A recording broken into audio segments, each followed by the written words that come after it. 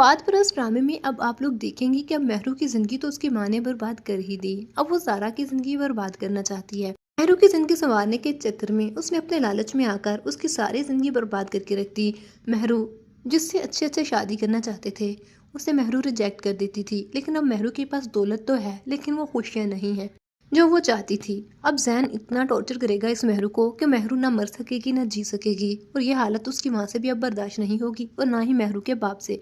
लेकिन महरू की माँ जब ज़ारा के साथ बुरा करने का सोचेगी, ये सदमा भी महरू के खालू से बर्दाश्त नहीं होगा। वो तो इस दुनिया से चल बसेंगे, लेकिन ज़ारा के सामने महरू की माँ की हकीकत खुलने में बहुत देर लग जाएगी, क्योंकि वो तो इसे अपनी माँ से भी बढ़कर समझती है। लेकिन उसे इस बात का अंदाज़ा नहीं कि ये तो डाइन है, इसका बस चले तो वो तो ज़ारा को कच्चा ही चबा जाए। लेकिन ज़ारा के सामने सिर्फ इसलिए अच्छा बन रही है क्योंकि ज़ारा के पास दूसरा ऑप्शन मौजूद है, उसका बाप।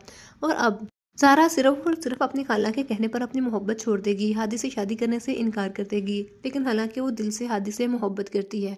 लेकिन जब ज़ारा के सामने अपनी खाला की सारी हकीकत खुलेगी कि किस तरह मेरी माँ की मौत इसी की वजह से हुई, इसने मेरे बाप के लिए मेरे दिल में इतनी नफरत भर दी कि मैंने कभी अपने बाप के बारे में सोचा ही नहीं, जबकि इसका बाप बेकसूर था। तो ज़ारा फिर इस खाला से नफरत करेगी और ये बिल्कुल अकेली रह जाएगी। आप लोगों को ये ड्रामा कैसा लग रहा है, किसकी एक्टिंग सबसे ज्यादा पसंद आ रही है और कौन कौन हादी और ज़ारा को साथ देखना चाहता है, कमेंट सेक्शन में लाजमी बताइएगा। और मज़ीद ड्रामा अपडेट के लिए चैनल को लाजमी सब्सक्राइब कर लीजिएगा।